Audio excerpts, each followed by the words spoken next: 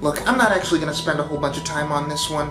It's been long enough since I've talked about this show, but if you're watching this, then you're probably already a fan and you know the premise of this episode. I'll talk about it in a bit more depth in an off-the-cuff spoiler discussion that I'll link below when it's finished. Right now, though, I just want to give broad thematic thoughts on a story which really works for me the more I think about it. The Power of the Doctor doesn't quite redeem the shortcomings of the Chibnall era. Frankly, I don't know that anything could. But it's an ambitious and admirable story in its own right. Maybe the biggest compliment I can pay it is that, flaws and all, I consider it probably the strongest regeneration story since 2005, and a much better finale than the Chibnall era as a whole deserves. It's a story with a really interesting and cathartic through-line about what the Doctor-companion relationship means and has meant over the years, and it's a shame that some of it gets buried under Chibnall's typically messy plotting. Being a bit too overstuffed and manic for their own good is sadly a staple of Chibnall stories, and specifically I think the stuff about defacing the paintings and the Master as Rasputin and whatever the heck the Quarunx is, all of those were plot points we could have done without. The former stuff is just there to get Ace, Tegan, and Kate involved in the plot, but there had to have been a more organic way to make that happen. That said, would I have taken Tegan or Ace out of the story altogether if it meant a smoother plot?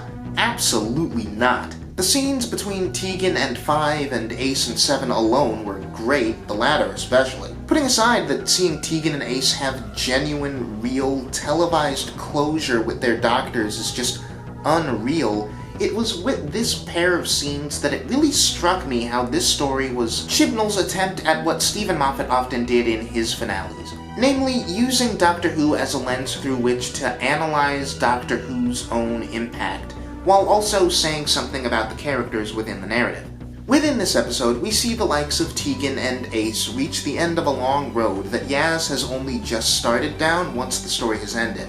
And when you consider them as proxies for older and newer fans of the show, it feels that much more meaningful.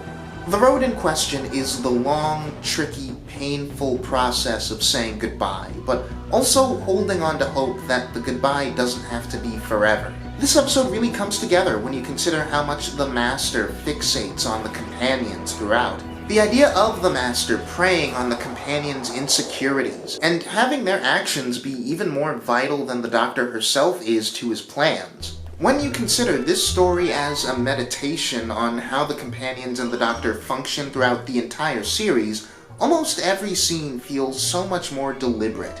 In its current form, I think that leaves us with what's ultimately just a solid couple of hours of television, but I feel like there's an all-time great story somewhere in here that's just trapped underneath all of Chibnall's patented writing weaknesses.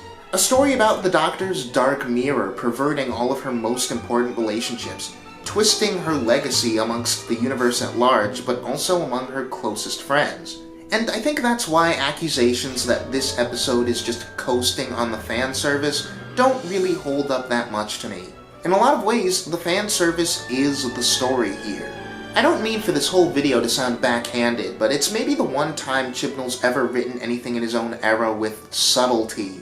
The emotional stake of The Power of the Doctor is the companions, new and old alike. From the big stuff I've already mentioned to the little things, like Kate finally getting some due by being allowed into the TARDIS for the first time. The whole story is closure and repudiation for the premise that the companions the Doctor leaves behind would be bitter or alienated by that fact. It's a study in why the Doctor is so bad at giving proper goodbyes, and why that failing of theirs is born just as much out of a strength as it is an inner weakness, what with them being a friendship magnet. This story looks at the idea that the companions, any companion, should feel abandoned or forgotten, and says no. It says, without even a hint of irony, that the power of the Doctor is the friends we made along the way. And even years on, after a long time of no contact, those friendships still matter. The memory of them matters, and the Master could never beat that, could never have that.